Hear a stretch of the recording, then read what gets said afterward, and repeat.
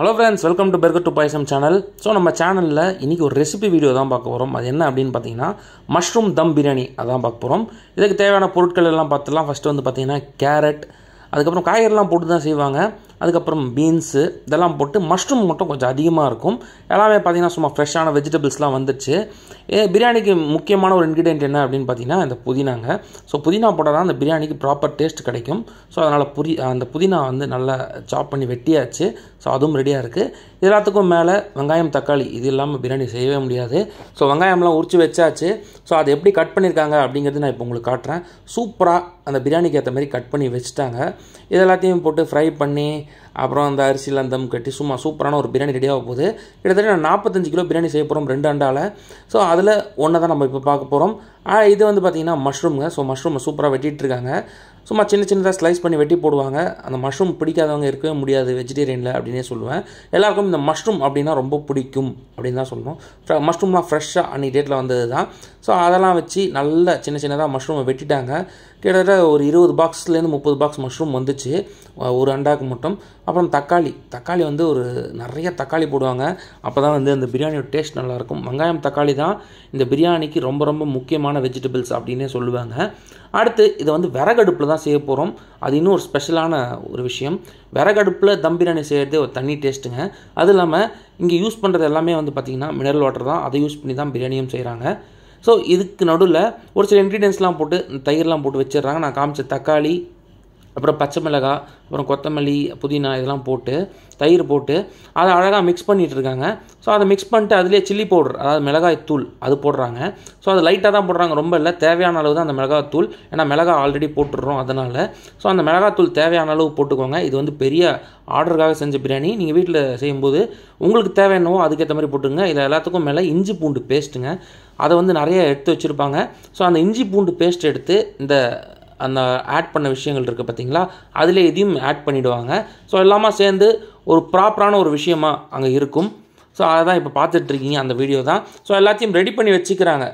First இந்த அடுக்கை வச்சு அந்த அடுப்பு வைப்பாங்க, அதுக்கப்புறம் அடுக்கு வைப்பாங்க, அண்டா சொல்லுவாங்கள்ல அதுக்கு மேலே தான் பிரியாணி. ஸோ கட்டையெல்லாம் செட் பண்ணிட்டாங்க பக்காவாக. ஸோ விறகடுப்பில் ஒரு தம் பிரியாணி எப்படி செய்கிறாங்க அப்படிங்கிறது ஃபுல்லாக அந்த மேக்கிங் வீடியோ தான் இப்போ பார்க்க போகிறோம். ஸோ மொத்தம் 2 அண்டாவில் செய்ய போகிறாங்க, அதனால் அதையும் பார்க்குறீங்க. So basmati rice ரெடிங்க.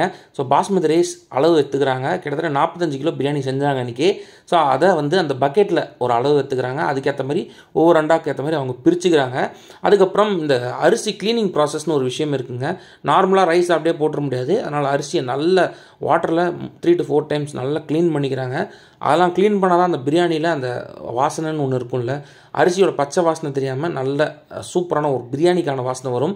அதற்கு இந்த பிரியாணி பாஸ்மதி ரைஸ் ரொம்ப முக்கியமான ஒரு விஷயம் அப்படின்னு தான் சொல்லுவேன். நல்லா க்ளீன் பண்ணிக்கிறாங்க. அதே சமயத்தில் இந்த மஷ்ரூமையும் சூப்பராக க்ளீன் பண்ணிக்கிறாங்க. ஏன்னா அந்த பச்சை வாசனை வந்துடக்கூடாது அப்படின்னு சொல்லிட்டு நல்ல தண்ணியை போட்டு கழுவிடுறாங்க. ஸோ அதுவும் சூப்பரான விஷயம். இதற்கிடையே அடுப்பு பற்ற வச்சாச்சு விறகுல. ஸோ அது பக்காவாக ரெடி ஆகிட்டுருக்கு.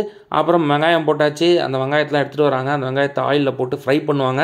அதுக்கப்புறம் அதுலேயே நம்மளுக்காக ஒரு சில இன்க்ரீடியன்ஸ்லாம் மொத்தமாக போட்டு பேஸ்ட் மாதிரி ரெடி பண்ணி வச்சுருந்தாங்க பார்த்தீங்களா, தக்காளி, பச்சை மிளகா அதெல்லாம் சேர்த்து. வெங்காயம் பார்த்திங்கன்னா நிறைய வெங்காயம் போடுவாங்க. இது வந்து 2 பிரியாணிக்கான வெங்காயம் பார்க்குறீங்க. ஸோ அதெல்லாம் ரெடி பண்ணி இப்போது விறகடுப்பில் பிரியாணிக்கான விஷயங்கள் ரெடி ஆகிட்டுருக்கு. நல்ல டீப் ஃப்ரை ஆனதுக்கப்புறம் ஓரளவு அதாவது நாட் டீப் ஃப்ரை, ஓரளவு அந்த வெங்காயம் ஃப்ரை ஆனதுக்கப்புறம் கலர் சேஞ்ச் ஆகும். ஒரு மாதிரி கோல்டன் கலரில் மாறும்போது மற்ற இன்க்ரீடியன்ஸ்லாம் ஆட் பண்ணிவிடுவாங்க. அதாவது அங்கே ரெடி பண்ணி வச்சுருந்த இன்க்ரீடியன்ஸ் எல்லாத்தையும் இதில் ஆட் பண்ணிடுவாங்க. ஆனால் அதுக்கு முன்னாடி இது நல்ல ஃப்ரை ஆகணும். ஓரளவு அந்த ரெட்டிஷ் ஒரு மாதிரி கோல்டன் கலர் சொல்லுவாங்க. அதெல்லாம் வந்ததுக்கப்புறம் அதில் அந்த இன்க்ரீடியன்ஸ்லாம் ஆட் பண்ணியாச்சு இப்போது. ஸோ இன்க்ரீடியன்ஸ் ஆட் பண்ணதுக்கப்புறம் அதை பார்க்கும்போதே சும்மா சூப்பராக இருந்தது. அதுவும் அதை ரெடி பண்ணும்போதே அந்த ஸ்மெல்லு வேறு லெவலில் இருந்ததுங்க. அந்த அரோமான்னு சொல்லுவாங்கள்ல, அந்த ஸ்மெல்லு வேறு லெவல் ஃபீல் கொடுத்துச்சு. ஸோ ஒரு அண்டாவில் செஞ்சது தான் இப்போ பார்க்க போகிறோம். ஆனால் 2 அண்டா செஞ்சாங்க பிரியாணி. ஸோ ஒரு பெரிய ஆர்டர் அப்படின்னே சொல்லலாம். ஸோ இந்த பிரியாணி தம் பிரியாணியில் என்ன ஸ்பெஷல் அப்படின்னு பார்த்தீங்கன்னா, இதில் வந்து நான்வெஜ்ஜில் தம் பிரியாணி கேள்விப்பட்டிருப்பீங்க. மஷ்ரூம் வெஜ் தம் பிரியாணி அப்படிங்கிறது புதுசான ஒரு விஷயம். அது எப்படி செய்கிறாங்க அப்படிங்கிறது உங்களுக்காக தான் காட்டுறேன். ஸோ ஃபுல்லுமே நான் சொன்ன மாதிரி மினரல் வாட்டர் தான் யூஸ் பண்ணுறாங்க. அதெல்லாமே நல்லா பதம் பார்க்குறாங்க, நல்லா கொதிக்கணும், அந்த பச்சை ஸ்மெல்லு போகணும் அப்படிங்கிற ஒரு விஷயத்துக்காக எல்லாத்தையும் பக்காவாக பண்ணிகிட்ருக்காங்க. ஸோ நல்லா கொதிக்குதுங்க. அடுப்பு வந்து பார்த்திங்கன்னா விறகடுப்பு சும்மா சூப்பராக போயிட்டுருக்கு. ஸோ அந்த மஷ்ரூம் எடுத்து இப்போ போட்டாங்க. அந்த ஒரு அண்டாக்கான மஷ்ரூம் எடுத்து போட்டு அதையும் சேர்த்து மிக்ஸ் பண்ணி விடுவாங்க. ஏன்னா எல்லா இடத்துலையும் எல்லாமே கரெக்டாக போகணும்ல, வெஜிடபிள்ஸ் எல்லாமே சரி, உப்பு காரம் எல்லாமே. உப்பு காரம் வந்து அவங்களுக்கு அளவு தெரியுது மாஸ்டர்ஸ் வரதுனால. உங்களுக்கு வீட்டுக்கு என்ன உப்பு காரம் நீங்கள் சேர்ப்பீங்களோ அதற்கேற்ப நீங்கள் போட்டுக்கலாம். வீட்டில் செய்கிறதா இருந்தால் இல்லை நிறைய பேருக்கு செய்யணும்னா அதுக்கேற்ற மாதிரி நீங்கள் போட்டுக்கோங்க. இந்த பிரியாணி வந்து பார்த்திங்கன்னா தம் பிரியாணி, நான் திரும்பவும் சொல்கிறேன், மஷ்ரூம் தம் பிரியாணி. அதுக்கப்புறம் இதில் கரம் மசாலா ஒரு பாக்கெட் ஆட் பண்ணுறாங்க. அந்த கரம் மசாலா போட்டால் இன்னும் ஸ்மெல்லு நல்லாயிருக்கும் அப்படின்னே சொல்லலாம். அது போட்டதுக்கப்புறம் இன்னும் பயங்கர தூக்கலாக இருந்தது ஸ்மெல் அப்படின்னு தான் சொல்லணும். ஸோ இதெல்லாம் போட்டு அப்புறம் கொஞ்சம் மிளகாத்தூளும் ஆட் பண்ணிக்கலாம் அப்படின்னு சொல்லி ஆட் பண்ணாங்க. அப்புறம் கல்லுப்பு தேவையான அளவு திரும்பி இதுலேயும் போட்டுக்கிறாங்க. அதில் போட்டாலும் அளவு பத்தலாம் திரும்பி இதில் போடுவாங்க. நல்ல தண்ணி சுடு வச்சுருக்காங்க. அதில் அந்த பாஸ்மதி ரைஸை இறக்குவாங்க. இப்படி இறக்கி நல்லா தம் கட்டுவாங்க. அதாவது தம் பிரியாணிக்கு எப்படி அரிசி சூடு பண்ணி எடுக்கிறாங்க அப்படிங்கிறது தான் பார்க்குறேன். ஏன்னா அரிசி குழையக்கூடாது, கரெக்டான அளவில் நல்ல உதிராக வரத்துக்கு இந்த மாதிரி மேக்கிங் தான் ரொம்ப முக்கியம். இந்த மேக்கிங்கை தான் அவங்க சூப்பராக பண்ணாங்க அப்படின்னு தான் சொல்லணும். அந்த அரிசி எடுத்து தேவையான அளவு நல்லா இது மாதிரி வாஷ் பண்ணியிருப்பாங்க ஆல்ரெடி. பட் இதேமாதிரி சுடுதண்ணில் எடுக்கும்போது அது ஓரளவு பாயில் ஆகிடும். அதுக்கப்புறம் தான் வந்து அந்த பெரிய அண்டாவில் எடுத்துகிட்டு வந்து அந்த பிரியாணி ரைஸை போடுறாங்க. அது பார்க்கும்போது வேறு லெவலில் இருக்குது. மாஸ்டர்ஸ் இவங்க தான். கிட்டத்தட்ட 3-4 பேர் வந்திருந்தாங்க அன்றைக்கி இந்த ப்ராசஸ் பண்ணுறதுக்கு. ஸோ எல்லாருமே வந்து ரொம்ப சூப்பராக ஒர்க் பண்ணி கொடுத்தாங்க. அந்த பிரியாணி வந்து வேறு லெவலில் இருந்தது டேஸ்ட் வைஸ் பார்க்கும்போதும். ஸோ அதை எடுத்து ரெடி பண்ணியாச்சு. ஸோ இந்த அரிசி தான் அப்படியே எடுத்துகிட்டு வருவாங்க. இப்போ அப்படியே தூக்கிட்டு வந்து நம்மளுக்காக பிரியாணி செய்கிற ஒரு அண்டா இருக்குது பார்த்தீங்களா, அதில் அப்படியே சாய்ப்பாங்க. அதை தான் உங்களுக்கு காட்ட போகிறேன். இப்போ பாருங்கள், 2 அடுப்புலையும் வெந்துட்டுருக்கு. அதில் ஒரு அடுப்பில் அந்த அண்டாவில் அந்த அரிசி அப்படியே சாய்ப்பாங்க பாருங்களேன். அதை பார்க்கும்போது வேறு லெவலில் இருந்துச்சு. அது இல்லாமல் இதெல்லாம் சேர்த்து அழகாக அரிசி உடையாமல் இருக்கணும். பிரியாணிக்கு மெயின் என்னென்னா அந்த பாஸ்மதி ரைஸ் உடையக்கூடாது. அதற்கேற்ப அந்த மாஸ்டர் வந்து அழகாக அதை சுற்றி விட்டு அந்த மசாலாலாம் ஸ்ப்ரெட் பண்ணி அழகாக வைப்பார் பாருங்கள். அதை தான் நீங்கள் இப்பவும் பார்க்குறீங்க. இந்த தம் பிரியாணி ஸ்பெஷாலிட்டியே தாங்க. டேஸ்ட் வேறு லெவலில் இருக்கும். அது இல்லாமல் நம்ம நார்மல் அடுப்பு செய்கிறத விட விறகடுப்பில் பிரியாணி செஞ்சிங்கன்னா அந்த டேஸ்ட்டு செம்மையாக இருக்கும் அப்படின்னே சொல்லுவேன். இது நீங்கள் எவ்வளோ பேர் எக்ஸ்பீரியன்ஸ் பண்ணுறீங்கன்னு நீங்கள் கமெண்ட் பாக்ஸ்லேயே மென்ஷன் பண்ணலாம். ஸோ இந்த ப்ராசஸ் தான் இப்போ கண்டினியூ ஆகிட்டுருக்கு.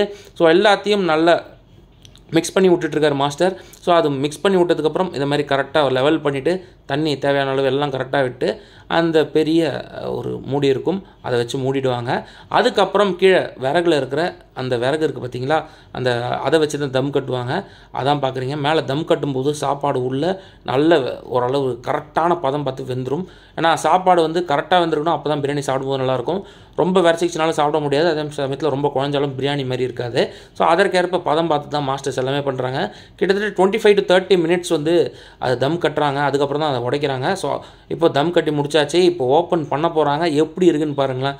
சும்மா நல்ல சுட பிரியாணி ரெடி ஆகிடுச்சு. இப்போது தம் உடச்சி விடுவாங்க. அந்த ரைஸை உடச்சி எடுப்பாங்க பாருங்களேன். பார்க்கும்போது நார்மலாக தெரியும். அதை உடச்சி பார்க்கும்போது அந்த பாஸ்மதி ரைஸோட ஃப்ளேவரும் சரி, அங்கே நான் அதை ஸ்மெல் பண்ணும்போது வேறு லெவலில் இருந்ததுங்க அந்த அரோமா. அதை பார்க்கும்போதே சாப்பிடணும்னு தோணுச்சு. அந்த மாதிரி இருந்தது. இதுக்கு நீங்கள் சைட் டிஷ்ஷாக தயிர் பச்சடி வச்சுக்கலாம். அப்படி இல்லைனா குருமா செஞ்சு சாப்பிட்லாம். வெஜிடேரியன்ஸ்னால், நான் வெஜிடேரியன்ஸ்னால் சிக்கன் அதை மாதிரி ட்ரை பண்ணலாம், சிக்கன் கிரேவி மாதிரி. ஸோ கண்டிப்பாக உங்கள் வீட்லேயும் நீங்கள் ட்ரை பண்ணி பாருங்கள். இதேமாதிரி வெஜ் தம் பிரியாணி. சப்போஸ் விறகடுப்பு இல்லைனா நார்மல் ஸ்டவ்வில் ட்ரை பண்ணி பாருங்கள். ட்ரை பண்ணி பார்த்துட்டு கமெண்ட் பாக்ஸில் உங்கள் கமெண்ட்டை மென்ஷன் பண்ணுங்கள். இதே மாதிரி டிஃப்ரெண்ட்டான வீடியோஸ் நம்ம சேனலில் எப்பயும் வந்துகிட்டே இருக்கும். ஸோ சூப்பரான ஒரு தம் பிரியாணி ரெடி ஆகிடுச்சு. தேங்க்ஸ் ஃபார் வாட்சிங்.